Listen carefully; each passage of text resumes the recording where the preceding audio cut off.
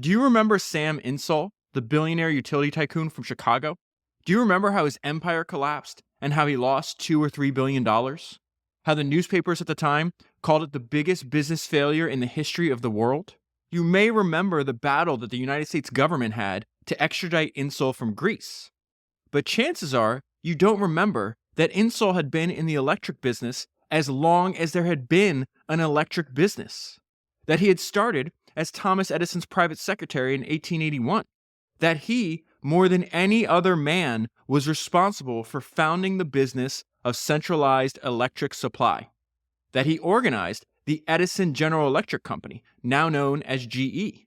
And that he worked out a model of nationwide product distribution that virtually all other American industry copied. That he practiced and popularized mass production and selling at the lowest possible cost long before these ideas were attributed to Henry Ford. That he was the first to successfully apply on a large scale the concepts of the load and diversity factors on which all utility rates are based today. That he brought into effect the natural monopoly principle of utility companies. That he helped create the open-end mortgage that's used in financing expansion of many businesses outside of the electric industry today. That he was the father of effective government regulation of public utilities and the creator of rural electrification. That he pioneered successful welfare programs years before most of business, labor, or government took any significant steps in that direction. That he helped develop the idea and techniques of modern public relations, and he was the crucial link between P.T. Barnum and Madison Avenue. And that he devised methods of marketing securities that made possible gigantic modern corporations. Next to Thomas Edison, Sam Insull is the name that you should remember as the most important and perhaps the most notorious person in the electricity business. That was an excerpt from the book I'm going to talk to you about today, which is Insull, The Rise and Fall of a Billionaire Utility Tycoon, and it was written by Forrest McDonald. This is a very old book. It was first published in 1962. And what the book lays out is that Insull was not just a company builder, but he was actually an industry builder. So you could think of what Rockefeller was to oil, what Henry Ford was to the automobile, what JP Morgan was to finance, and what Carnegie was to steel. Sam Insull was to electricity. But unlike Rockefeller, Ford, Morgan, and Carnegie, Insull made terrible, drastic mistakes at the end of his career, and he dies broke. And so for you and I, this is going to be one of the scariest books that we could talk about, because the idea that you can be wildly successful, maybe the most successful businessman in the 1920s, have an amazing 53-year career, and still be over-leveraged and risk everything and die with no money is absolutely terrifying. So I'm going to start with the relationship that he had with his father. Insull is born and raised in England, and what is most interesting is that he had all of his dad's positive traits and none of the negative ones. So his dad was described as imaginative, clever, and enthusiastic. What his dad did not have was energy, practical sense, and fortitude. Sam's father was idealistic, impractical, and intellectual. That is not how you would describe Sam. Sam was very smart, but he was pragmatic, very much like Thomas Edison. And another way Sam differs from his dad is there's a line in the book where it says his dad was not interested in earning a living. Sam was the exact opposite. He loved operating companies. He was a workaholic. It says his standard workday was 16 hours a day from the very beginning of his career, and all the way up until when he was in his 70s, he was still working 16 hours a day. He loved operating companies, and he was, as we'll see, he's very, very gifted at operating companies. And after finishing the book and then rereading all my highlights before I sat down to talk to you, I think his most important trait is that he had, the author says that he had near demonic energy. I'm going to read this paragraph to you. This is incredible. And this starts out when he was really young, and he had incredible energy and work ethic up until the very end. He was small, but his physical endurance was boundless, and his energy was inexhaustible. He had a peculiar metabolic makeup. He awoke early, abruptly, completely, bursting with energy. Think about that. He opens his eye and he jumps out of bed with a burning desire to achieve mission success, is the way I would put that. So he'd be bursting with energy, yet he gained momentum as the day wore on, and he would work long into the night. Later on, much later on, as a matter of fact, as an adult, he learned to relax, but relaxation was a learned thing, to be resorted to only when he was on the verge of physical collapse. This sounds like Thomas Edison too. Relaxation was an act of will. His body always told him to go and go and go. Because he came from the lower middle class, and sometimes he was very close to poverty, from his dad's what I would call laziness, he started working really early. Starts having to support the family. I think he's working more than full time when he's 14. And so there's a description of him early on, but this is something, again, characteristics that he maintains throughout his entire life. The way I would think about when you analyze and read about Sam is he had a very gifted and deductive mind. So it says Sam's most obvious attributes was a capacity for racing through large quantities of reading material, effortlessly perceiving its important assumptions and generalizations, and thoroughly assimilating its salient details. The way his mind worked, it said he reasoned from particulars to generalizations about all the information that he was able to consume. He learned to see to the heart of relations between things and to grasp the underlying principles so clearly that he could perceive ways to shift them around and make them work even better. As we'll see when he goes to America to become the private secretary of Thomas Edison. I think he's 21 at the time.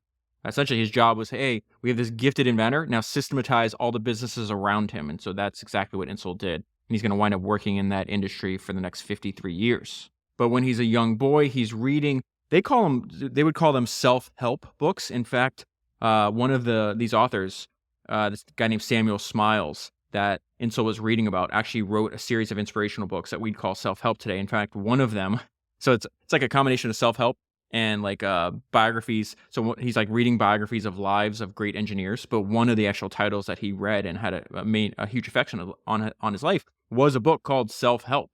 And these books in their day sold a ton of copies. So it was like they inspired thousands of young English men with this idea that if you exercise lifelong learning and self-discipline and honesty and thrift and prudence, then fortune would follow. And so he would take some of these lines, he would have these maxims that he'd repeat, and he would repeat them throughout his life ever since he was a young man. So I just want to list a couple of the ones that stood out to me. So the first one is, idle hands are the devil's workshop. Number 2, time is money. Number 3, things are simply done or not done. Number 4, one reveres one's family. Number 5, only that which is useful is good. That reminds me of one of my favorite Thomas Edison quotes. He says that sale is proof of utility. Edison was famous for only wanting to invent things that had actually a commercial application. And his whole point is like, it's useful because people will buy it. Sale is proof of utility. So again, only that which is useful is good. And 6, survival of the fittest. And so Sam's first job, he's 14 years old. He gets a job at this firm of auctioneers, and he's just an office boy, basically having to do whatever it is they need done.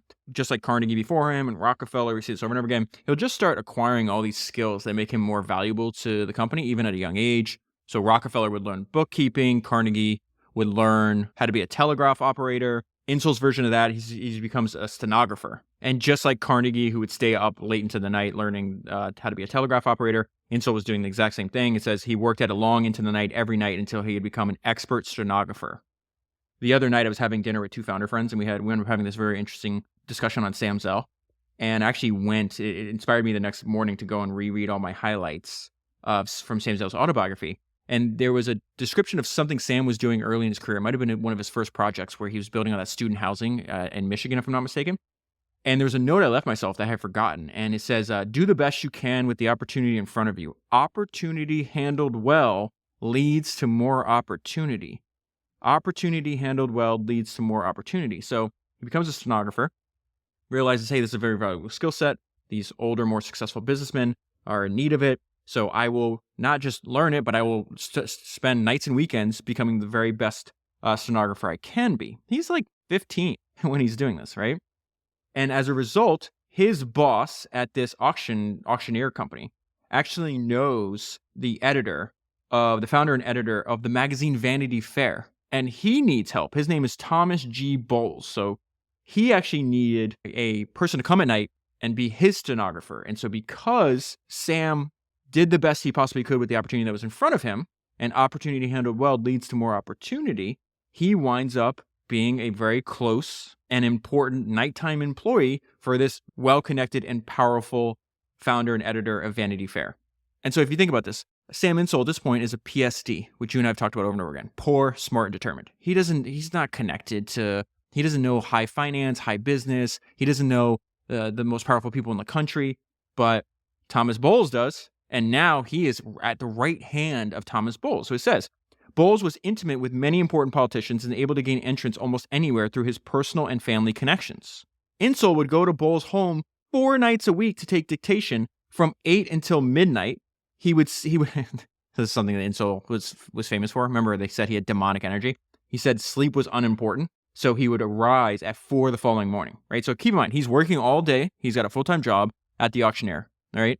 Then he goes and he works for Bowles from 8 until midnight.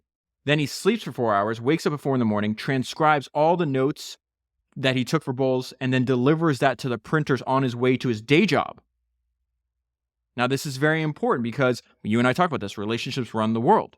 And so the way that Sam Insull is going to build a relationship, and really probably the only path to build a relationship with extremely influential and powerful people that can help you, right, is service first. He's not like, hey, gimme. Let me go pick your brain. No, it's like, I'm going to work excessively hard for you. I'm going to provide a valuable service for you first.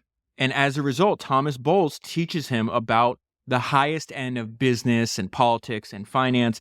And more important, maybe more importantly, or just as importantly, maybe it's the way you think about this, Sam starts to become very comfortable around in the presence of very powerful people. And so now Sam starts to see, oh, this is a path to advancement. What does he do? He doesn't like, okay, well, I'm just going to keep, being an office boy and keep being a stenographer. He's like, no, I need to acquire more skills. So then he starts to teach himself bookkeeping. He winds up buying a bunch of essentially almost like a course is the way you could think about this, that would teach him bookkeeping and accounting. And then he starts keeping an imaginary set of double entry books to practice. Then he's reading every spare minute of the day. And it's not like this guy has a lot of spare minutes, right? He devoured classic works in political economy, history, literature, and biography. He had the ability to commit to memory everything he read. He also had the ability to focus, which is, again, I think is becoming even more and more rare in the modern world that you and I live in today. It says he developed the ability to concentrate on a single subject and to completely shut out everything else, no matter how pressing. He learned to systematize and render efficient whatever he dealt with. And so that is a hint to what is probably his greatest skill in operating businesses.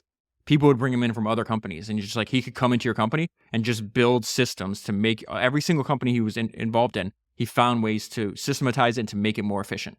Without that skill, you and I would not be talking about him today. This book would not have been written on, because essentially what his main achievement is that he developed, right, the business model for the modern electric industry. And he does this by turning a luxury product into a necessity. His flagship accomplishment in life, him more than any other person in history, made electricity universally cheap and abundant. What blows your mind is when you go and read these books, especially in this robber baron era, they essentially had a very similar idea, even if they didn't put it into words. It's like, how do we turn a luxury product into a necessity?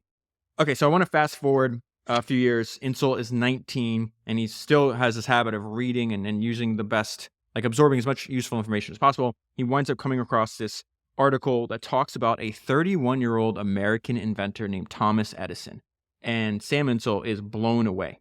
And after putting that article down, he goes and finds every single possible thing he can find on Thomas Edison, and he reads it all. In doing so, Edison becomes Insull's hero. And a 19-year-old Sam Insull does not know he's about to get fired for no fault of his own. He doesn't know this is going to be probably the best thing that ever happened to him. So his boss, that he's been working there for 4.5 years, gives Insull a review. He's like, you're incredible, you're diligent, and unfortunately we have to fire you. And he's like, well, what's going on?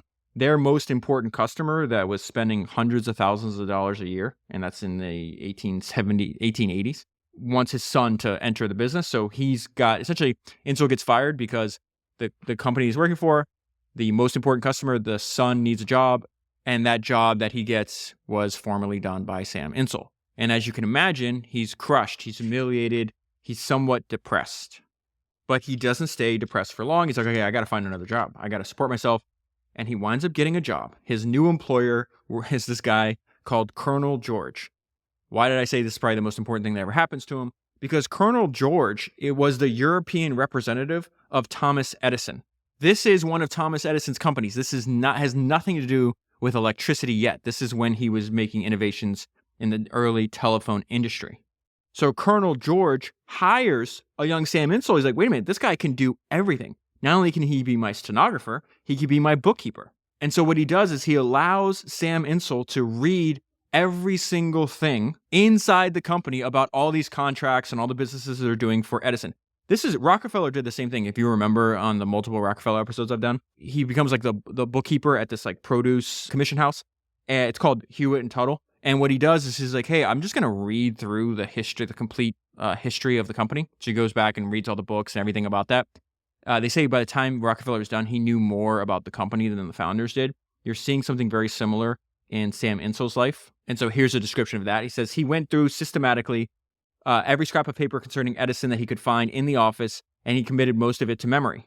When Edison's chief engineer, his name's Edward Johnson, when Edison's chief engineer came from America to London to supervise the installation of the first European telephone exchange, he found that Sam Insull, who again is 19 at the time, he found that Sam Insull knew more about Edison's business affairs in Europe than Colonel George did. And so if you think about what's happening is, this is really incredible. Step 1, learn everything about Edison. Step 2, build a relationship by serving Edison's chief engineer. So by this point, Edison's already Insull's hero, right? So he's like, okay, I'm going to tie my fate. He thinks Edison is so special. He's like, we need to tie our fates together. How am I going to get a job? How can I work? How can I meet Thomas Edison? And so this is what he says. He's like, well, I must do 2 things. I have to learn everything I could about the technical aspects of Edison's businesses, and I need to build a relationship with Johnson. And so how does he do that? Same way. He does acts of service. He doesn't ask for something. He's like, these people are really important. What can I do to help them? So he spends every single minute with Johnson's engineers as they're building this European telephone exchange in London, right?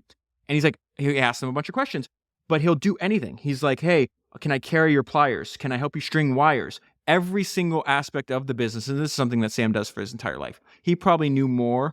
I mean, he's the one that vertically integrated the electricity industry, so he definitely did. He knew every single aspect of the business. It's just his modus operandi and whatever he does. And you see it at 19 in this telephone business. And so after a few months of this, Johnson becomes familiar with him, right? He's like, okay, I know who this guy is. He's obviously smart. I'll spend some time with him.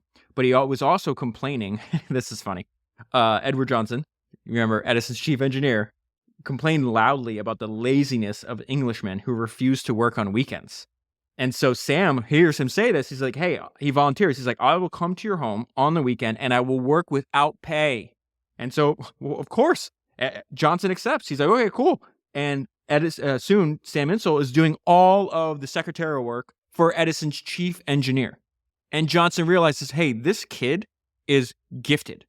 I need to find a job for him. It says Johnson was soon conceived of the ideal function for Sam Insull. Edison was always doggedly systematic and practical regarding his inventions, but he conducted his personal and business affairs in a slipshod manner. Johnson believed that Sam Insull was just the sort of fellow Edison ought to have around him as a private secretary and general business partner. And so by this point, we're, 19, 20 years into Sam Insull's life. It's very obvious. The book has just started. And there's a great line that Lyndon Johnson has said over and over again that are in the biographies of Robert Caro. I also talked about on episode 305 that I did on Robert Caro and LBJ. It's do everything and you will win. That's one of my favorite maxims I've ever heard. Do everything and you will win. If you heard my episode on the mind of Napoleon, right? That book is so hard to find. It's episode 302. It is obvious when you study Napoleon, when you study LBJ, when you study a lot of the people you and I talk about. If they didn't say it out of their mouth, their actions are showing that do everything and you will win. Most people will not do everything. And so we see he wants to go to America. He wants to work for Thomas Edison. There's no opening yet. Johnson's trying to figure out how can I get him in. And during this window of uncertainty, this time period, right? It's not like Sam Insull. I think you already know by now, this guy's not going to sit down and do anything. He wakes up with demonic energy. So this is what he did. During this wait, he was neither idle nor waiting. He reread every one of Edison's European contracts and then took it upon himself to write weekly letters to Johnson summarizing the fluctuations in the telephone situation and outlining Edison's shifting interest in connection with it. These letters proved to be the best selling points Johnson could have in recommending Insull. And when Edison's private secretary suddenly resigned, Insull was on his way to New York. Now, this is incredible. Everybody around Insull's like, you are insane. Cause he's like, all right, I'm out of here, guys. I'm jumping on a boat and I'm going to America. And they're like, what do you do? What's your job? He's like, I don't know. There's no job description. What are you getting paid? I don't know. I didn't ask. And so you have all of his family and friends like, you're nuts. You can't go. You don't even know what your job is. You don't know what you're going to get paid. And you're going to get on a boat and go and cross the Atlantic. And this description of Sam Insull is one of my favorite ones in the entire book. Doubting yourself is very, very dangerous, something that's come up a bunch. To have been swayed by such objections would have been completely out of character for him. One of his most deep-rooted traits was that he was absolutely unable to imagine the possibility of his own failure. He entirely lacked the sense of caution of those who doubt themselves. Caution, like relaxation, was unnatural to him. Insull gets on the boat, right? He gets on the boat, he lands. He gets in New York, this after a few-week journey. He gets in New York. It's nighttime. The sun had just set. Johnson meets him there. He's like, hey, we have no time to wait. Like, we're pushing, right? We're pushing the pace here. He takes him straight to where Thomas Edison's at, because at this point in Edison's career, he had just completed his successful experiments on electric lighting. And so this is when he temporarily closes Menlo Park, moves to Manhattan. He's getting financing from JP Morgan, and he's trying to build out, this is direct current, right? So this is the very early days. I mean, it is the earliest days of the electrical lighting industry. And again, going back to this idea that there's something that happens over and over again, can you turn a luxury product into a necessity? And you do that by making it universally cheap and affordable for everybody else.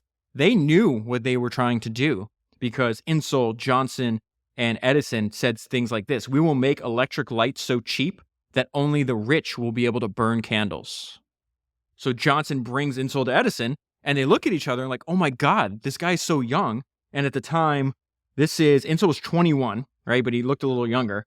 And Edison is just 34 years old. This is, I'm obsessed with this because I talk about this all the time. Because if you Google image search, Thomas Edison, you're going to see the old, like the white-haired Edison, And this idea, it's like, oh, we get insight. And there's a bunch of like super old books mentioned in this book. And one of them is like, it talks about like the very early days, like when Edison was in his 20s. And it was written by a guy that was like one of his helpers. So I just ordered it. It should be here in like 2 or 3 weeks. It's like very hard to find. But I'm obsessed with this idea. It's like, okay, yeah, Edison at the very end of his career, that's fascinating. He's the elder statesman. He's going on these road trips with Henry Ford. He's probably the one, he is one of the most famous people on the planet. This is Edison before that. This is 34-year-old Edison still trying to figure things out. Now, that did not mean that he was already, pretty famous. And he had a bunch of inventions under his belt. And so there's this great paragraph I want to read to you from the book, because it really like allays some of the fear that Insull's family and friends had. Like, you're crazy. Don't go on the boat. Like, why are you doing this? You don't know what the job is. You don't know what you're getting paid. He's like, yeah, but I get to work with Thomas Edison. And so here was Edison's resume at 34. Here was the man who had invented the stock ticker, the multiplex telegraph, the mimeograph machine, the phonograph, and the transmitter that made the telephone practical. The man who said he had invented and was about to give the world electric lighting, electric power, and electric transportation. The man who would invent in the next decade the motion picture and discover the principles that made possible radio and television. And so, of course, if you're a young 21-year-old, or really any age, and you have the ability to literally be the private secretary, to go everywhere, to be his linchpin to the world, of course you do it. This was a genius idea and risk that turned out to not be that very risky that a young Sam Insull did. So the first thing Edison's doing is like, hey, he's like fighting with JP Morgan and a bunch of his financiers. They won't give him the money he wants to extend his electric invention. So he's like, I don't care. I have to figure out how to do this myself. Take a look at all my resources, young Sam Insull. Because remember, he had been writing, essentially what he's going to do is going to sell off a bunch of like his patents and licenses for his telephone business. And he's like, can you go through this and tell me what I should do? Now, how would Thomas Edison and Johnson know that he should do that? Well, remember that Insull was writing these weekly letters. I said, I'm reading every single thing. I'm reading all the contracts, all your licenses. I know the lay of the land over here. This is what you should do. So the first job he does, he says, hey, listen, Edison tells me, he goes, I got $78,000. I need to finance my new undertakings, and I'm ready to sell everything that I own. And the most valuable thing that Edison owned at this point that he believed was his European telephone securities. So the first job is Insull has to go through all of this paperwork again and say, okay, where's the best place that we can sell the dozens of, and they have all these different securities, different kind of securities. We have, dozens of these. Where do we go? How do we do this? And how much do you think we could make from them? Remember, this job is starting the first night that he gets there. Let's say the sun sets. This is in February, so what time would the sun set? Maybe 5 in the afternoon, something like that. He works all the way through the night. By 4 in the morning, he had gone through every single one of these transactions and had a plan on how to distribute them and sell them for the highest possible price. Edison's like, okay, this is the guy. So he goes, hey, what do you want to make? And Insull's like, I don't care. Just pay me whatever. And again, think about that. It's like, pay me whatever. I'm going to prove my worth to you. And then it's not like Edison's not organized. So if someone was to go back in time and ask Sam, hey, what were you doing for Edison? Whatever was necessary is the answer. Whatever is necessary. And so there's just one paragraph I want to read to you that describes this. He systematized Edison's office without attempting to systematize Edison's own activities. Edison's whole method of work, Insull later recalled, would upset the system of any business office. He cared not for the hours of the day or the days of the week. And so we'll talk about, it's not like he had a set schedule, right? He would work on whatever he thought was most important or most interesting at that time. And so sometimes he would talk to all the people on the staff for 2 or 3 hours about an invention or a thought that he had the night before. Or he'd spend 2 or 3 days in a row trying to say, hey, I just created something. Now I'm going to spend 2 or 3 days just running experiment after experiment with as little sleep as possible to try to push this idea into some kind of practical application as soon as possible. And then once he figured, like he saw the problem, he would hand it off to somebody else to turn it into a product. But there was no like organization or rhyme or reason to like the way Edison spent his time. And there's a great description of this a few pages later where it says, systematic as Edison, first of all it says Edison possessed a colossal ego, of course. But systematic as he was when pursuing his own ends, he had an almost pathological hostility to any form of system, order, or discipline imposed from without. So the mandate is clear: build a business around me, systematize that business. Do not try to systemize the way I spend my time. I do not want input from others on how I'm doing that. And so I mentioned earlier, I really think of Insull and a lot of the like Carnegie and Rockefeller and Ford. They're definitely company builders, but even more bigger than that, they're industry builders. And so Insull was the same way because remember, Edison's going to give up on electricity.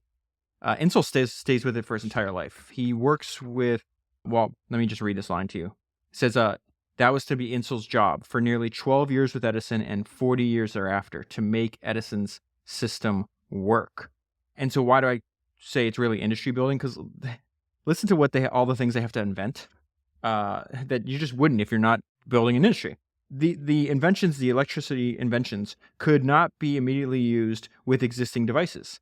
So to make his electric light usable, Edison and Insull had first to invent every component of an electric generating and distribution system, and then to create the manufacturing industry to make them, an engineering organization to install them, and a central station industry to buy them. Hundreds of minor parts of a complete electrical system had yet to be devised. They had to develop practical switches, sockets, cables, junction boxes, wires, insulators, fusers, meters, filaments, voltage regulators, and scores of other devices.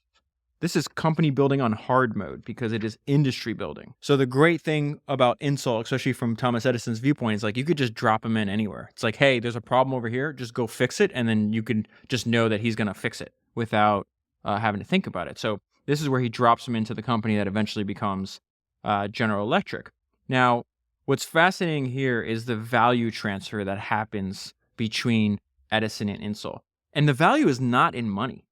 Insull's not making a bunch of money. He's 25 years old at this point, but he is building a world-class network and then like priceless experience. So he's going to take this network and the experience that he builds or that he picks up working for Edison and then apply it to his own business a few years later. But I do want to point out because it's kind of crazy is like how much time I had spent with this book. So first of all, the book is not easy to read, and it's not because it's bad writing. It's because there's so much, it's so high, like information dense, and there's so much going on because Insull's going to wind up having hundreds and hundreds of companies and these very complex structures. So let's say the book is 350 pages. It's not. It's probably 700 pages because I had to reread several pages multiple times.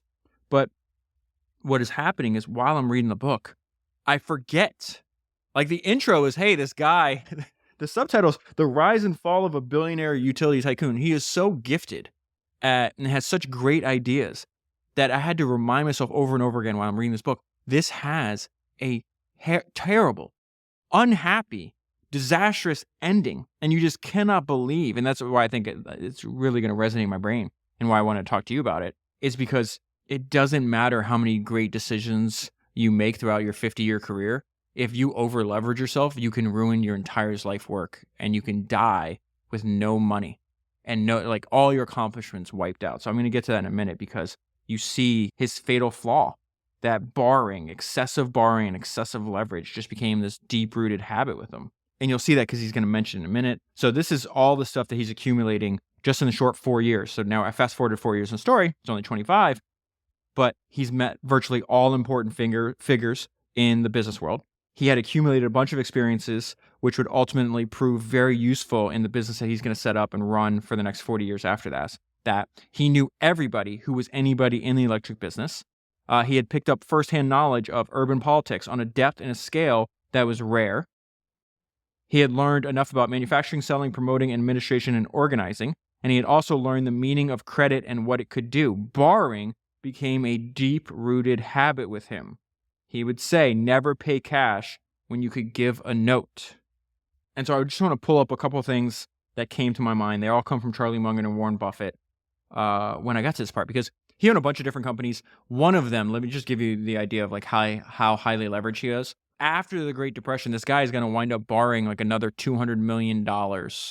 Again, he had gone through a bunch of, this is the very difficult part about this, is like he had gone through a bunch of different financial panics. He didn't really believe, this was one of his fatal flaws, I should say. He didn't believe the Great Depression was anything different. He's like, oh, this is like, I've been through a bunch of financial panics. Everything will be fine. It'll be back in like a couple months, a couple of years. And so he literally called to the White House with a bunch of other like prominent American businessmen, and Hoover's like, oh, this is, just conduct business as usual. Now, all this falls. The weird thing is when you read about Insull in the biographer too, and I watched a couple of videos on him as well, they all like, oh, it wasn't his fault. It was the Great Depression. It's like, no. It's always the founder's fault.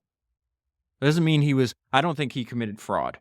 He winds up being, I'm not even going to talk about that. It's later on in the book though. He winds up going to trial. He beats every single trial. From my reading of this, and it's very hard to tell, I don't believe that he did this. I just thought he made a bunch of terrible, terrible decisions that had way, way, way too much leverage. So I'm getting ahead of myself. Let me just read this because this idea came up to it. It's like, oh, never pay cash when you can give a note.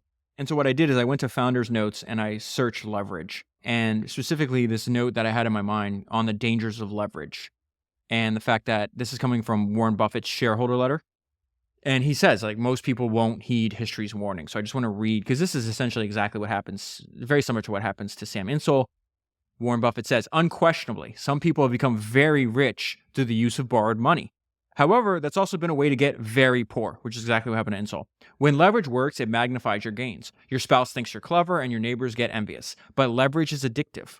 And he was addicted to it from a very early age. And maybe you had to. I'm not sitting here, oh, I wouldn't have done this if I was him. I would never have that. Like, highly likely that Sam Insull's smarter and more talented and more accomplished than I am. And so it'd be very arrogant to think that if I was presented in the same situation that I wouldn't have made his same decisions. The point is, like, we're learning from history because as Munger said, learning from history is a form of leverage. It's to know this shit. So, I don't do this if I'm ever presented with that opportunity, right? So I want to be very clear. When leverage works, it magnifies your gains. Your spouse thinks you're clever and your neighbors get envious. But leverage is addictive. It seems that he was very addicted at an early age. Maybe he had to be. I don't know. Once having profited from its wonders, very few people retreat to a more conservative practices.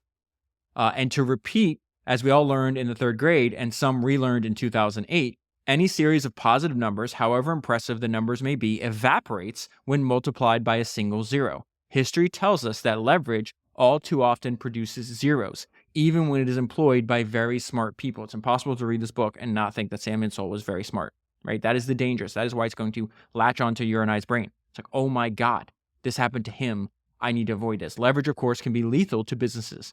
Companies with large debts often assume that these obligations can be refinanced as they mature. This something happened with Insull. He was guaranteed, don't worry, you have unlimited credit. And the bank said, oh, you don't. And Reynolds wrap. That assumption is usually valid. Occasionally, though, either because of company-specific problems or a worldwide shortage of credit, which is what he goes through, what Insull goes through, maturities must actually be met by payment. For that, only cash will do the job. End of Warren Buffett's shareholder letter.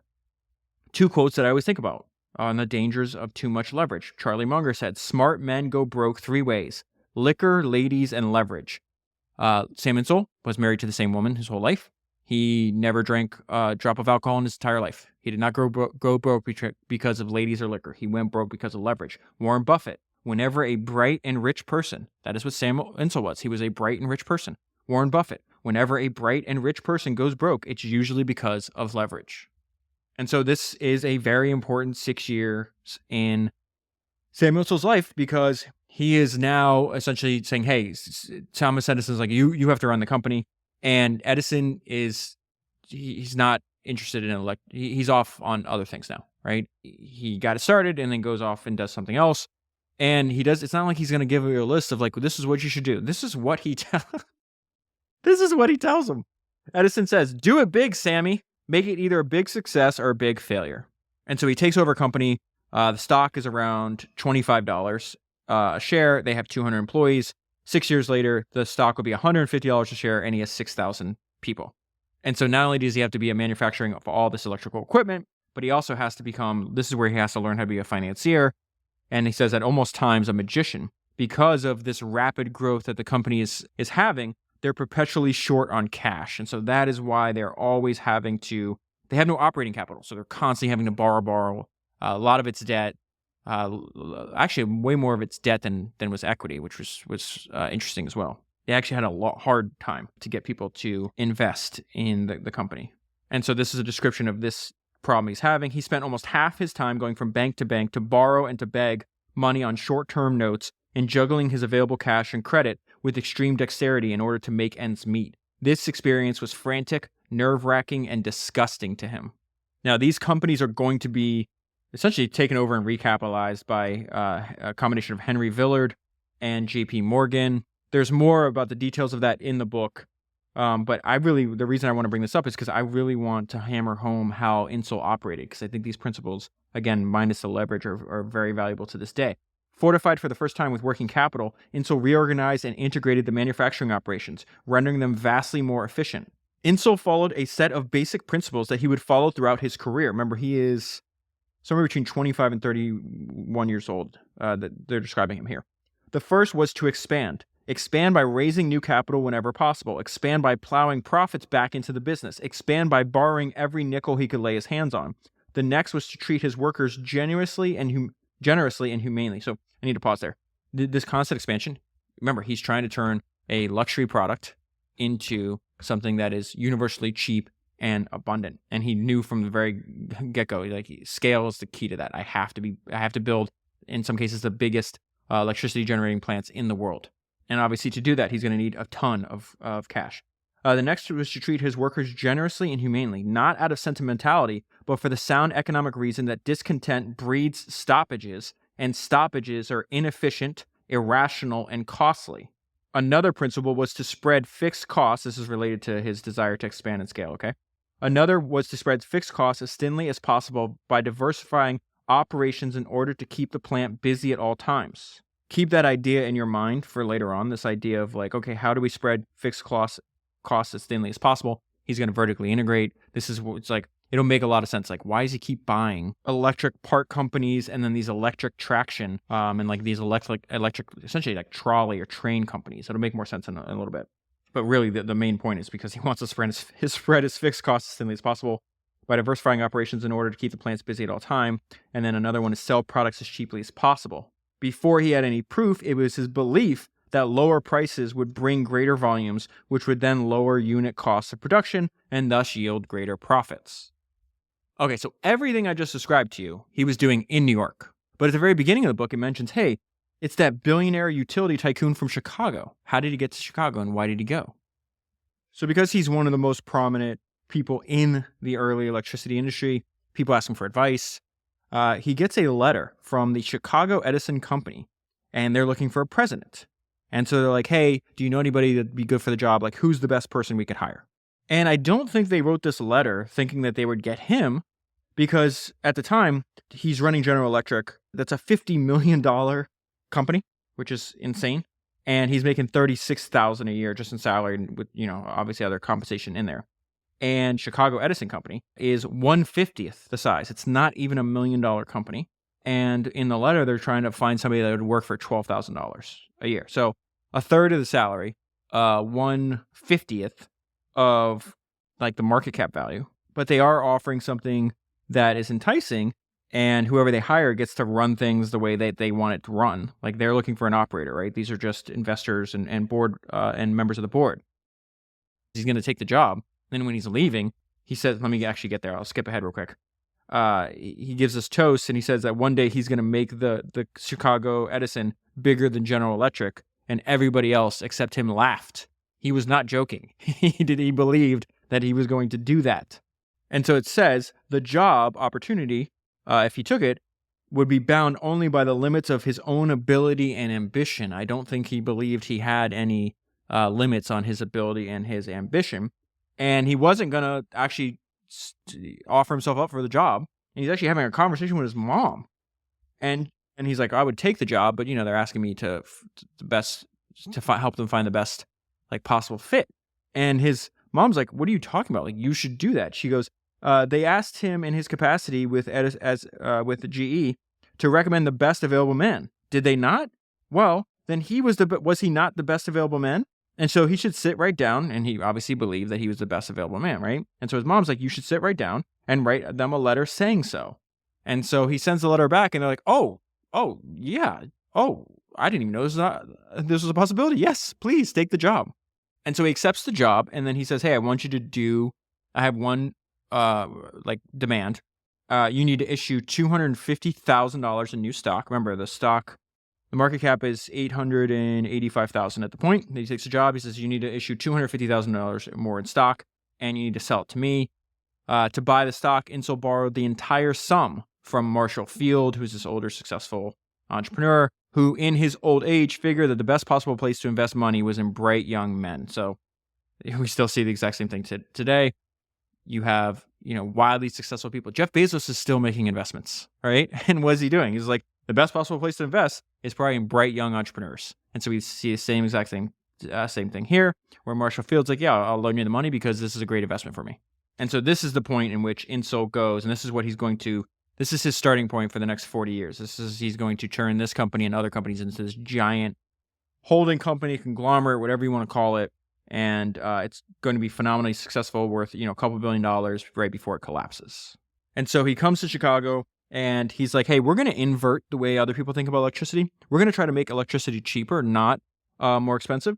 And to do that, I need the largest possible base of customers. And so we have to aim for a monopoly. Now, you and I know today, like utility companies it's not like I can shop around. It's like, oh, I want my electricity. They're government mandated like monopolies, right? That was Insull's idea. The world we're living in was influenced by this guy that you and I are talking about. So it says, Insull was thinking differently from the others in one vital respect. To most others, monopoly was desirable because it would enable them to charge higher prices and thus make more money. To Insull, it was imperative because it would enable him to build on a broader base of customers. All of his thinking was therefore inverted. Their thinking was based on the premise that electricity should be considered a luxury product and that should be sold at the highest possible price. Insull's thinking was based on the premise that electricity should be considered for everybody, even the smallest consumer, and that for able to fulfill that goal, it should be sold at the lowest possible price. And it is for that reason that Insull set out to build a monopoly before it was mandated by the government. And you see this at the very beginning because the very first meeting he has with the executive committee for this new company, Chicago Edison, that he's taking over, he's like, all right, we need to buy our second largest competitor. And so they help raise the money, and they do that. 3 months later, he goes, okay, now we're going to buy our biggest competitor. And those first two moves. Now, this is why I know I've repeated this a lot, why you can really think of him as like the one way to think about it is like the Rockefeller of the electric utility industry. Because Rockefeller believed that too. He's like, listen, if you're competing with a bunch of people, let's say you have 20 competitors, don't go for number 17 and 18. Go for the top. Try to knock out the first guy. In this case, Insull knocked out the second guy and then the first guy. Because he's like, if you can achieve that, then the rest of them follow. And so after the combination of Chicago Edison and his two largest competitors, he is running at the time the largest electric power station in the world, and he would continue to do so for the next 40 years. And another thing that he had in common, this is why, like I always say, the most important lesson from the history of entrepreneurship is the importance of focus. It's not like this guy was like, hey, I know more than anybody else in the world about the electric industry. Let me go diversify into something else. Like, why would you do that? He understood the potential of his industry in a way that others did not. You could say the same thing for Rockefeller and oil. Like, Rockefeller is it just pops up off this page over and over again. I think of Edwin Land when, he created his invention created his industry, which then he had a monopoly on for 40 plus years. He's like, no one else in the world, because we're patent protected, can make instant photography. And you want me to go make a copier? And you want me to go make a printer? And so there's many examples where he's talking to people inside his company. He's like, no, we're only going to do things that other people cannot do. And that is just one of the main benefits of focus. And so what does he do? One of his earliest decisions is like he's buying these other electric generating companies, but then he goes and he buys Fort Wayne and Chicago arc-like companies. Why is he doing that? This is his first step in vertical integration because these people are manufacturing electrical equipment that the people these generating plants need. He's like, oh, I'm going to buy this company because all the other smaller companies of him have to go to these companies to buy stuff they need.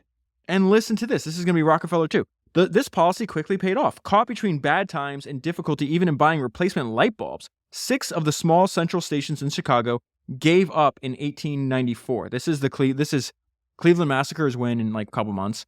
I think Rockefeller swallowed up like 17 or 25 of his smaller competitors or something. This is something it's very similar to what's happening here in Chicago in 1894 and 1895.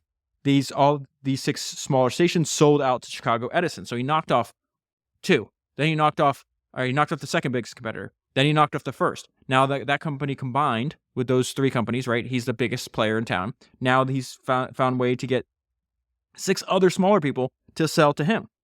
So they sell to Insull. When he won, Insull was always generous to the losers, paying them more for their plants than they were worth. Rockefeller did the same thing. This is incredible. This was not him being benevolent, but good business. This is a great line. Insull recognized that while money may not buy friends, it will keep many a man from becoming an enemy. And people, while they're watching him do this, like, this is dangerous. You shouldn't do this. This is a little boutique. This is a tiny little business. What are you doing? Optimists at his time, right? They're like, okay, how many possible customers can you have in a city of Chicago? The most optimistic in the early electricity industry, right? They guess that maybe one day you might be able to get 25,000 customers, Sam. 25,000 customers. Like, you're spending a lot of money for only 25,000 customers. You know what Sam thought that number was? He's like, well, how many people live in Chicago? And they're like, 1 million people. He's like, okay, so I'm going to get 1 million people. Think about that.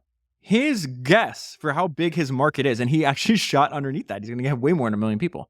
I think his companies wind up combined producing all the electricity for like 1/8 of the entire country's population. But think about this. Everybody around him, again, this is why I tied it in with focus and the importance of like, if you understand the potential of your industry in a way that others do not, why the hell are you diversifying into something else? Just keep going down that curve, right?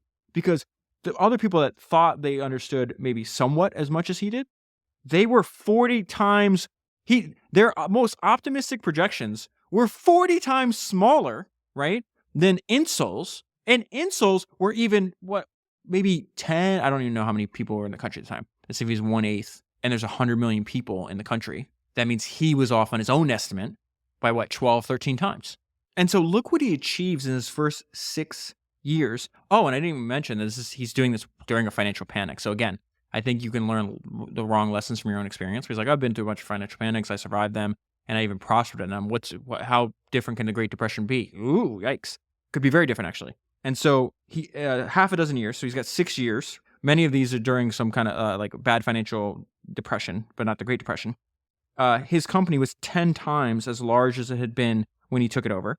And during this period, so that's 24 consecutive quarters, he was able to pay a quarterly dividend of at least 2%, 24 times in a row. And so he has a great understanding of what we would call public relations, even though there was no such term as public relations in his day. And this is what he realizes is like, well, okay, the bigger I get, the more scale I get, the cheaper I make. Remember, he's going for monopoly so he can make it cheaper. And as a result, his customers love it. They go from, having to burn, kerosene or candles, and now they have electric lights. And so he's a beloved person in his community. He's built a lot of relationships with a bunch of politicians, and he has a great line about this. So he says, more profound than his organizational ability was Insull's sense of public relations. To him, the moment of applause was the moment for action. The moment of applause was the moment for action. And so he's beloved, and he goes, hey, these should be government-regulated monopolies. That was his idea. So he initiates, and he brings to successful conclusion the movement for utility regulation in the United States.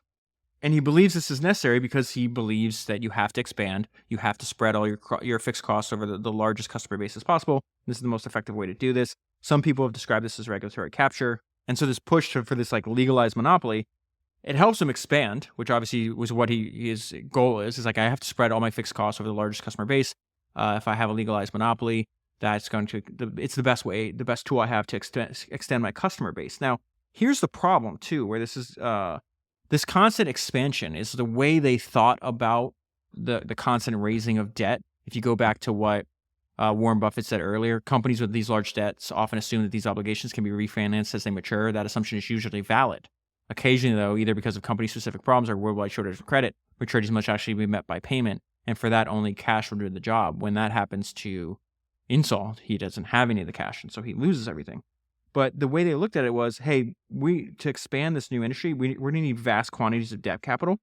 And it says electric companies, like modern governments, borrow money that they cannot and do not intend to repay except by perpetually refinancing.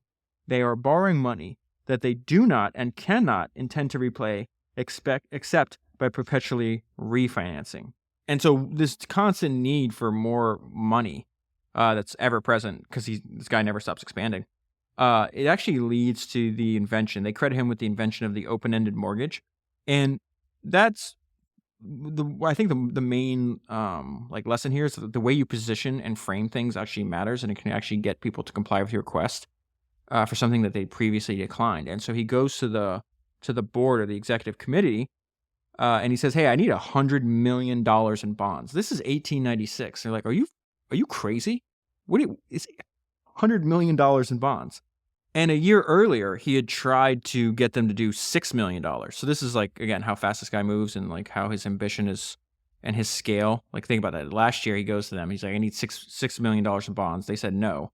Comes back next year. He goes, "Okay, I know you said no on 6 million, but I need 100 million in bonds." And they tell him no again, of course. And so he winds up talking to a friend of his who actually had a lot of experience in financing the early railroads in the United States. And they had this idea. He goes, "Hey, you're gonna have a hard time convincing your board to accept that. I have a way you can like reposition this." He says, "Why don't you ask them for a mortgage with no limit?" And he says a mortgage with no limit might seem much smaller and more conservative than one with a limit of $100 million. And you sound like, that sounds crazy. How could that possibly work? Insull proposed to them a mortgage with no limit, and they accepted. Under this mortgage, Insull would issue $500 million in bonds before he was through. So you come and put a number on it. That 100 million scares the crap out of them. Then you said, "Hey, I essentially have like this open-ended mortgage. I'll draw from it, little by little, or whatever the case is." They accept it, and then over the long term, he actually gets 5 times the amount that he actually that they initially did not approve. And this is the interesting thing. He was describing to other people, like when he was raising capital on the people inside of his company, like, what is he doing? And he called it massing production. According to this book, they say he is the one that came up with the term mass production. Insull soon began describing what he was doing as massing production. Think about it as amassing production, right? A phrase that his publishers shortened to mass production long before historians mistakenly ascribed that term to Henry Ford. Massing production turned into mass production. Another very fascinating idea. Remember, he was acquisitive by nature, right? So he's buying all these companies. And what he realizes is like, okay, well, I'm buying them. Sometimes I'm paying more than they're worth because money is a good way to avoid people being enemies with me, right? I want people on my side. Think of a Rockefeller essentially built a company full of founders, right? He just bought their company, and then he's like, "Hey, you guys are talented. Come advise me." And then you'll be rewarded with Standard Oil stock. Now, this is fascinating. So he starts buying all these new properties. He's like, "Oh, wait, I'm not only applying scale, I'm acquiring customers, I'm acquiring equipment. More important than that, I get talent." So he's like acqui-hiring people back in the day, right? he would devise methods and he would detect talented people. And if he thought they were talented, he would partner with them or buy their entire company. And so he said new properties were the most prolific producers of executives inside of the Insull organization. That sounds a lot like Rockefeller. Another Rockefeller-esque thing, sell at the lowest price possible, sell ridiculously low. He sold so low that no one could afford not to have electricity service. To win customers, Insull sold electricity at rates so low, they appalled other central station men. That's like Rockefeller trying to buy you out and you're saying no, and then he just shows you his books. He's like, and you're like, oh my God, this guy can make a profit at prices that would drive me out of business. To win customers, he sold electricity at rates so low that they appalled other central station men. Now, he is building a public utility, so he's going to need an advanced understanding of public relations, and he understood that you must craft the story and you must educate your customers. So there's 3 separate examples I think all go together that talk about this advanced understanding of public relations, and I think there's just a lot of good ideas in here. And so it says, he displayed an advanced concept of public relations. I care not, he said, how good you operate. He's how able maybe the management of your property. So he's talking about to all these, he's got, I don't even know, 150 subsidiaries. This is where it gets so complicated, and I think led to his downfall, was how complicated his organizational structure and how many different entities were involved. Or how good your engineer may be and how perfect your plants are. Unless you conduct your business as to get the goodwill of the community in which you are working, you might as well just shut up shop and move away. He's talking about public relations. Convinced that the vulnerability of utilities derived from a lack of popular understanding, Insull attempted to educate his customers. He began making public appearances at every opportunity.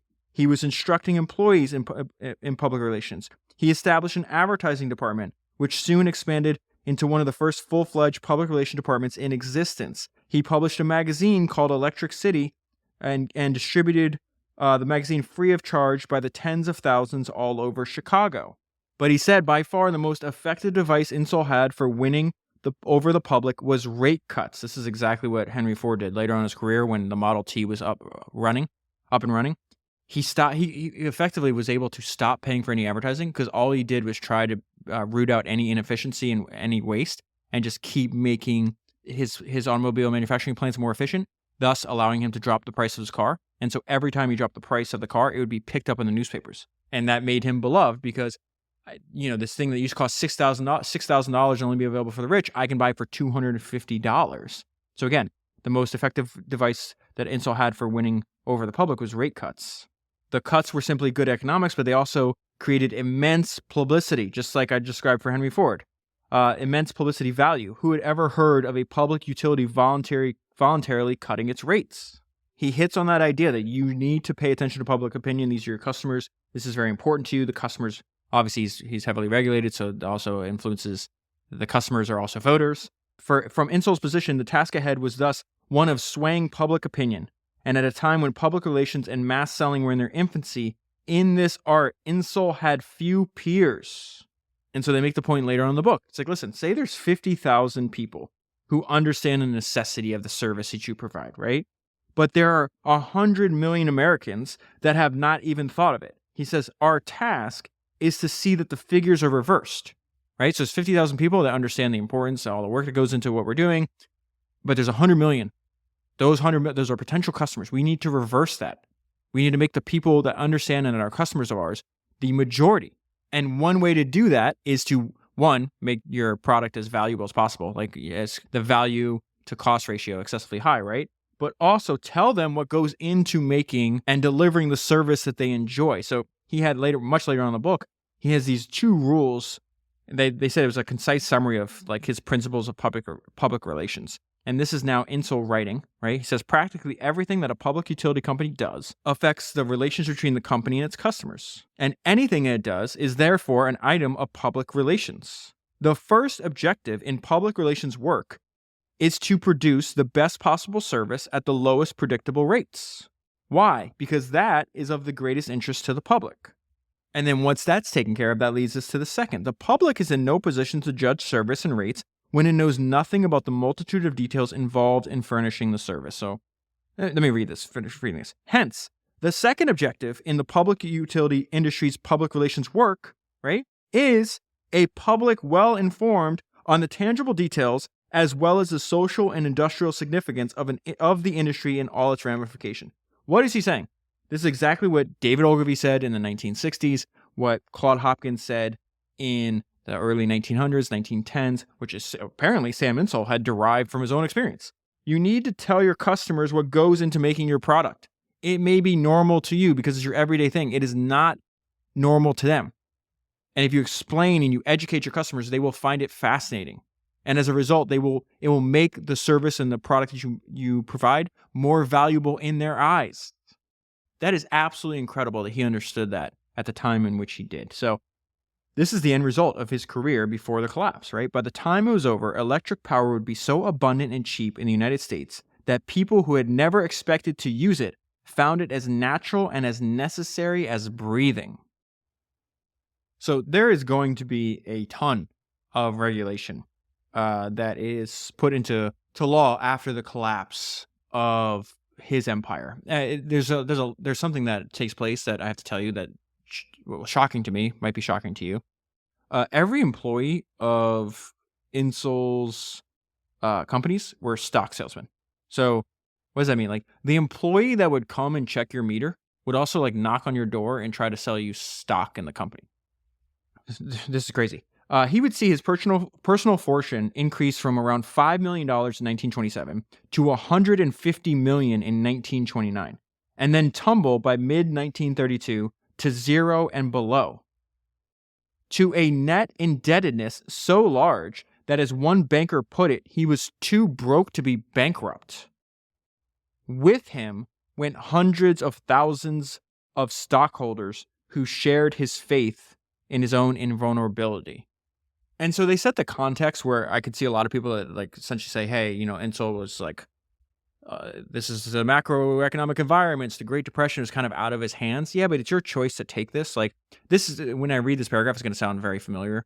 We've gone through many times where like credit and money is essentially free. And that was happening in the late 1920s. And so you have all these bankers that come up to him and they try to like essentially just they're deluging him with easy credit. And they really, in many cases, like beg him to accept it for any purpose. And so one of the banks that's going to wind up screwing him over later because they're like, oh, the money's there, we'll back you. And then they wind up losing their ass, so they can't back him, is Continental Bank. And they would come up to him and they're saying, hey, just so you know, if you fellows ever want to borrow any more than the legal limit, all you have to do is organize a new corporation and we'll be happy to lend you another $21 million. They said that at a party. Like please take 20, like set up another company. It doesn't even matter if you know what you're going to do with the money yet. Let me wire you. Let me send you this 21 million, please. Another banker, Mr. Insull, isn't there something you could use our $10 million for? Anything, something? Just let us give you $10 million. And so at the same time this is happening, there is a corporate raider by the name of Cyrus Eaton, who is starting in late 1927. And for the next several years, he begins buying up large blocks of stocks in Insull's companies. And so he's got 3 main companies. And this is where the story gets really, really, really confusing.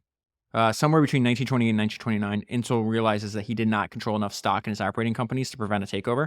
And so he creates 2 investment companies through which he could control the utilities. And that may have been the case if it wasn't for the Great Depression, but those become over-leveraged. And as the prices go down, he keeps having to put up more and more collateral. We'll get there in 1 second. So I'm going to give you like a brief overview.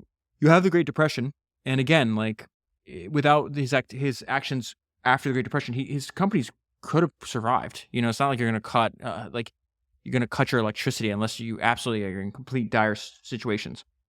But it's what he does is like how much money and debt he takes on after, like after and the beginning and through the Great Depression. This is, I don't have any words to describe this. I don't understand this. I don't understand how somebody so smart and so accomplished and with so much experience does this.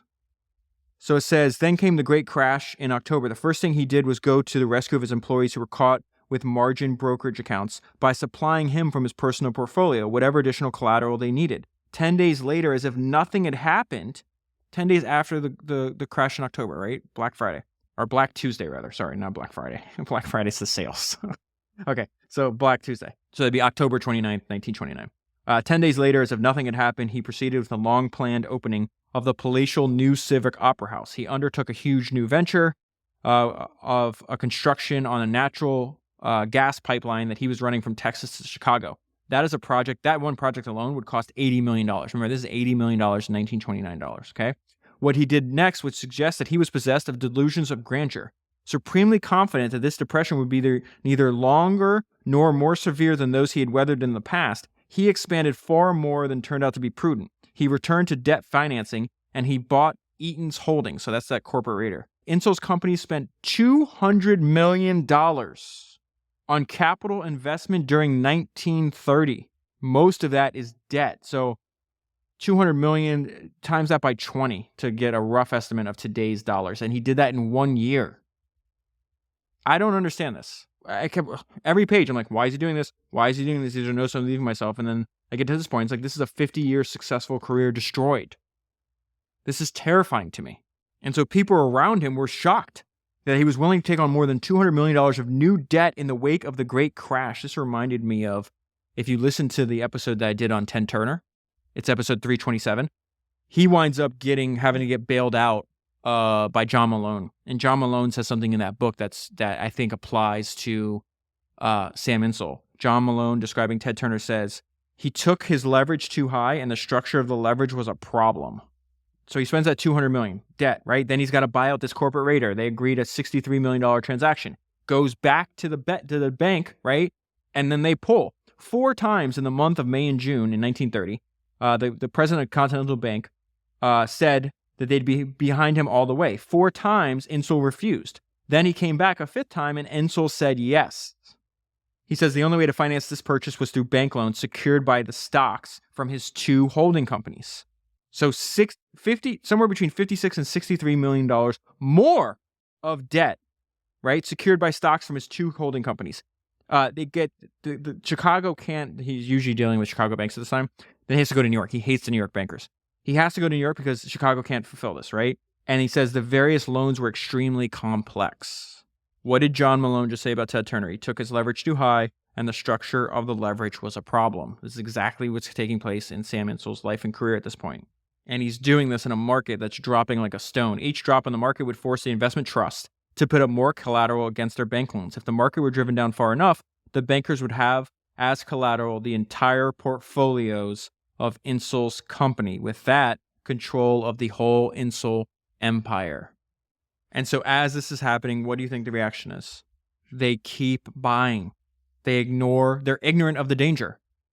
And so this is what they were doing. In essence, they would buy up Insull securities on the exchanges and then try to sell as much as possible in small lots through their secondary market, which is like the customer ownership.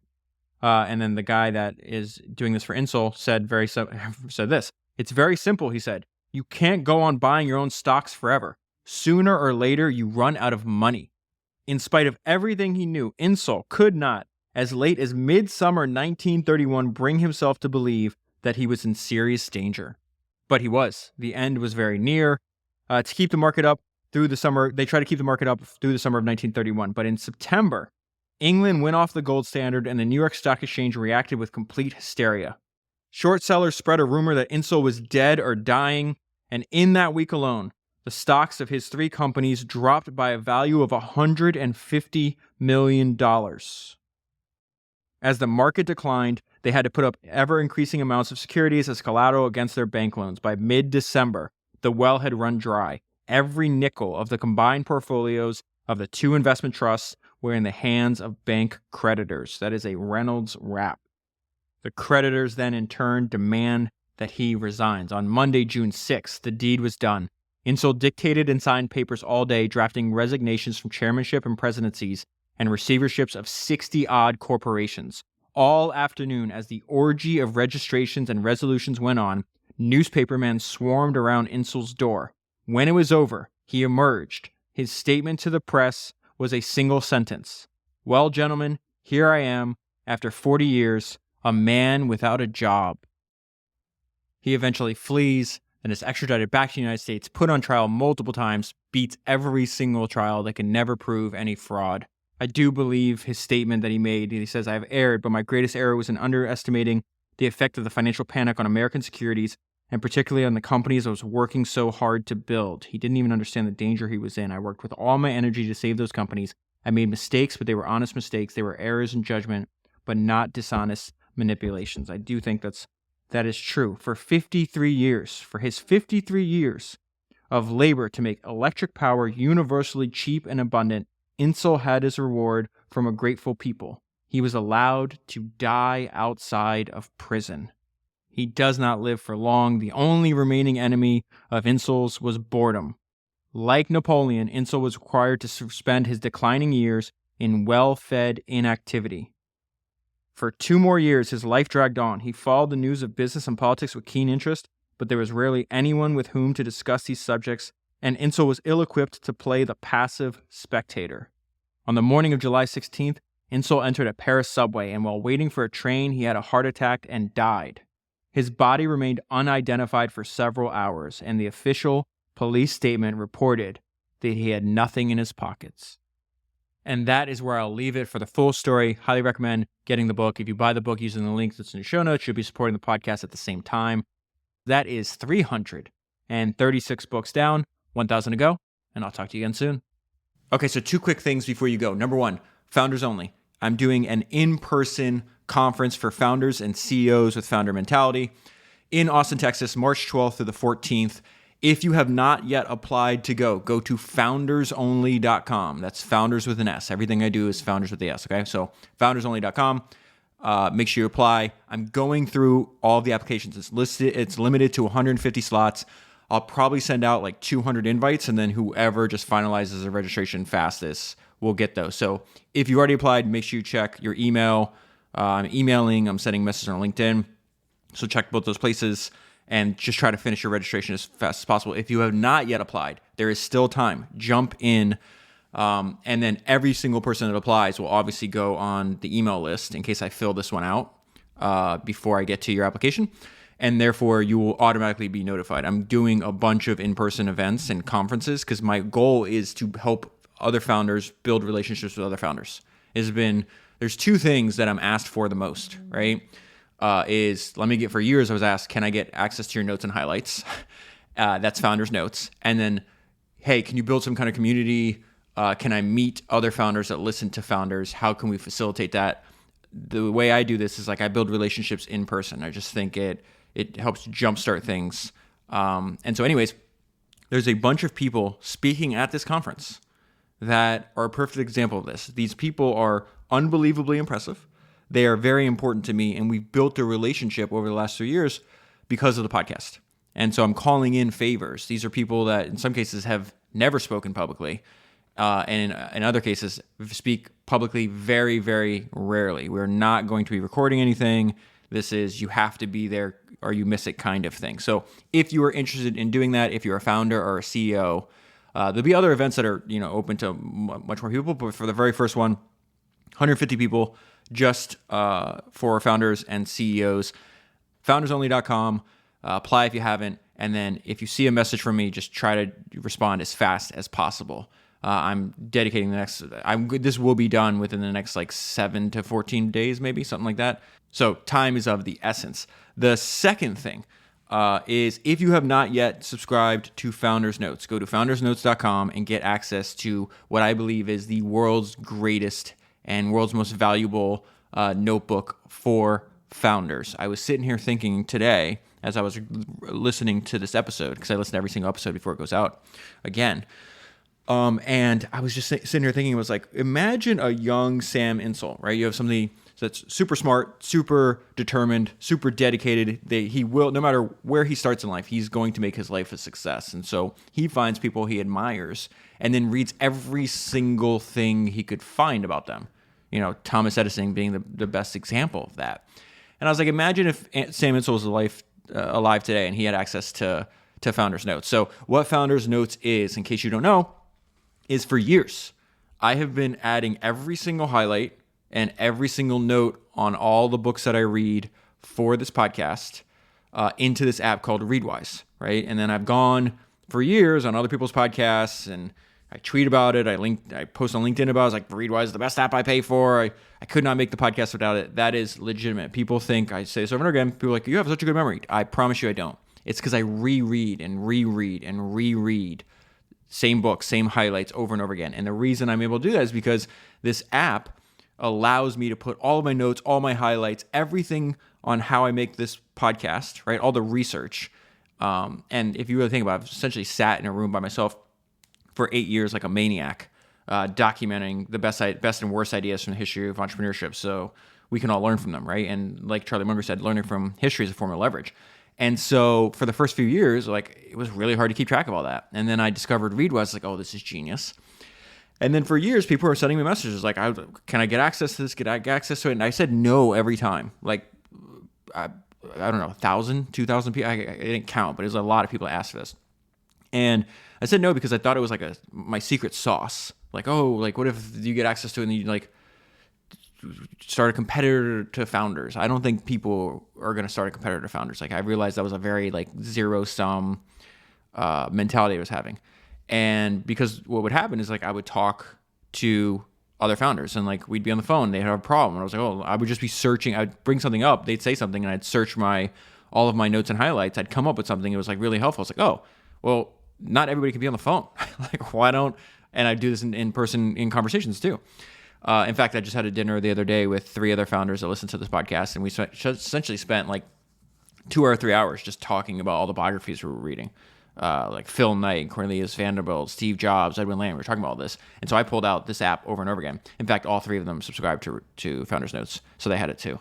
But in any case, I was like, oh, this is like a superpower. This is why it's the most valuable notebook for founders in the world. So it is, right now, I would not sign up. And this applies to Founders Only and Founders Notes. This is only for people that already have successful companies. There's obviously no free trial. You'd have to pay for it. What I consider a free trial is like the podcast is a giant free trial. It is free. You can listen to 336 episodes as much as you want, listen to them over and over again, take your own notes, whatever the case is. So what I am trying to build is excessively high value, and I would only do this. This is only for people that have already successful companies, because those are the people that are going to get the most value out of it because they already have a way to turn that knowledge that's in Founders Notes into profit. So think about like a young Sam Insull or anybody running a company. It's like, hey, I want to learn every single thing I can about Steve Jobs. So there's a few different ways that I use Founders Notes. And then when you sign up, you'll get a welcome email and it goes into detail about this. So it gives you an idea. And oh my God, I saw a preview of the Founders GPT that is going to be another feature in Founders Notes.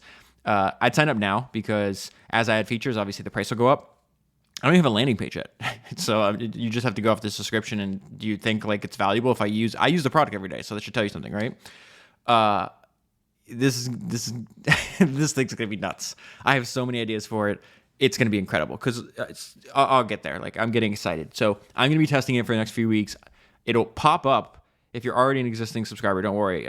You'll be notified that when this feature's available. I don't know if I've ever been more excited about anything. So the way I use Founders Notes right now is when you log in, right, and you sign up, you're dropped onto this page. And at the very top page, it's going to be self-explanatory. It says search highlights. So this is you can put in a name, something you're thinking about, a problem you're having in your company. How do I build a sales team? What should I do about marketing, hiring, recruiting, advertising, anything that pops to your mind. You search highlights and it'll pull back every single time that's been mentioned either in a note or a highlight of mine. So that is something I use every day. So right now there is no app. This is just in your browser. So you can use the browser on your computer or your phone. Once you log in, just leave it up in your browser. I search this thing every day, multiple times a day. Okay. So that is by far the most valuable feature. This is where, I know it's the most valuable feature, but what I think is like excessively special is this thing called the highlights feed. And again, this product is for, think about who I had in mind when I wanted to make this, right? When I contacted the team at Readwise and I said, hey, both of the founders listened to the podcast, and I was like, hey, we should build a product together. I want to essentially give people access and see exactly what I see. And I want it to be a new product, and I want to call it Founders Notes. And so that's how this thing came to be. And I knew already the people that are going to get the most value out of it already have a successful company. So that's why I say it's for them. So those people also read a ton, right? There's a high positive correlation between success, entrepreneurial success, and reading. And so the highlights feed is very special because think about all the other platforms that we're giving our attention, right? It's like kind of just these algorithms throwing things in our face. You're seeing like random posts from, somebody you went to high school with 25 years ago, or, somebody angry about something else. And it's just like, anything that gets engagement. And the way I think about the highlights feed feature, right? It looks like, this is what me and my friend Morgan Housel, the best-selling author, talked about. It's a smart Twitter feed is what it looks like, or a smart Facebook feed. And the highlights feed is random highlights and notes, right? You go on it, and instead of scrolling, this is like, if obviously the reason I said you should have a successful company because usually, those people also read as well. And if you could read this thing for 10 or 15 minutes a day, or whenever you want to, really. Sometimes I read for a couple minutes. I've been lost in here for hours. And what happens is like, it's almost like it's like History's Greatest Entrepreneurs, a random sampling of History's Greatest Entrepreneurs speaking directly to you. Like I just clicked on it, and there's 2 quotes from Poor Charlie's Almanac, right? Then there's one from Ted Turner. Then there's one from John D. Rockefeller. Then there's 3 in a row from Sam Zell. Then there's 2 from Napoleon. There's 1 about Balenciaga. And like it just goes on and on and on. And some of them, it depends on the context of what's going on in your career. Some of them aren't going to be meaningful for you, just like when you're scrolling any other feed. But they're really good prompts for your thinking and reminders of the lessons that we're learning on the podcast. Because you can listen to every single episode, and I know a ton of people that have, but you're going to forget a lot of stuff. Our mind is meant to like forget, 99% of the stuff we take in. So that's why I think repetition is the mother of learning. It's so important. And I think that's what the highlights feed does. I'm sitting here scrolling while I'm talking to you. It's like, here's another great idea on David Ogilvy, for example. He took an idea from Henry Ford. And he says, following Henry Ford's advice to his dealers that he should solicit by personal visitation, I started by soliciting advertisers who did not employ an agency at all. So he's talking about how he started his agency when he was like 35 years old. And the fact is like, yeah, I can go and say, hey, hire me and fire your existing agency, or I should just do what Henry Ford did. And just like go to the people by personal visitation that don't have any, like it's easier to sell somebody that doesn't have an advertising agency already, partner, as opposed to like getting them to switch to some unknown entity. And you'd be shocked at how much you'd be shocked at how much either you didn't know or you had forgotten. Here's another one that's fascinating. He's talked about, this is the book, my friend Jimmy Soni, he's a good friend of mine now. He's the author of this book called The Founders, which is on the beginning of PayPal. And it talks about how competitive in the end of, it's really competitive at all times, but especially during the .com bubble, how competitive it was for engineering and like really A+ talent, and something that that helped Musk out. He's just like, hey, I got a lot of my own money in this. And so there's the unexpected benefit of putting so much of your own wealth in helps with recruiting, because they're like, this guy has, I think at the time, I don't remember how much of Musk's net worth, but he had a ton.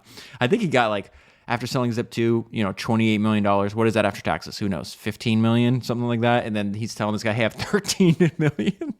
I have 13 out of my $15 million in this company. It has to work. So there's just these weird ideas that happen. And what happens, which I've heard over and over again from a ton of founders, is like an idea or a comment on the podcast or reading in a book or reading founders' notes will go into your brain. It'll go through everything else that's particular to your company. And on the outside, it's something unique and usually beneficial to your company. So that's the way I think about highlights feed. It's like, it's very interesting and special. I don't even want to confuse you, but almost feel like it could be like a separate app, which whatever. Maybe I'll test that personally and see if it's fascinating. It's very, very fascinating.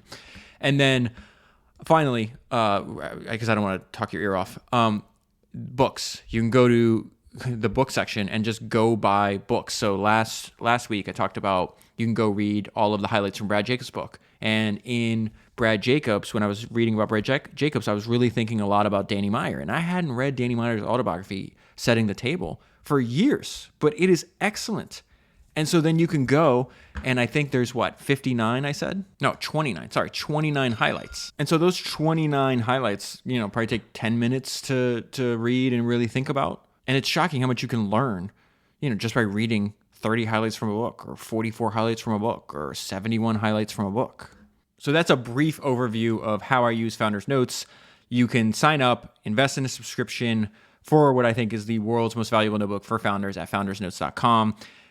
Their annual subscription. So every day, I'm adding more highlights. Every day, the product gets better. So if you think about that now, you sign up now, within the next year, I'll add another 50 books and probably, 4,000 more highlights. The more highlights and notes that are added, the deeper the ideas go. And I think the context around them only get more valuable with time. So, okay, that's enough for me. If you have not yet subscribed, highly recommend doing that. I think that is for sure. Subscribing to foundersnotes.com is the best way to support the podcast. If you want to travel to Austin, Texas and hang out with me for 3 days, it's all inclusive. That means you have to get yourself to Austin, but then the event everything's included in the price. So the event, all the talks, all the lodging, all the food, everything. It is a private, I rented out this entire private venue. It is not open to the public. The only people that will be on the property will be people taking part in Founders Only. So if that sounds interesting to you, that is foundersonly.com, foundersnotes.com. Both of those links will also be in the show notes. Thank you very much for your attention. Thank you very much for listening to Founders. And I got to get going and start reading again for the next episode. I'll talk to you again soon.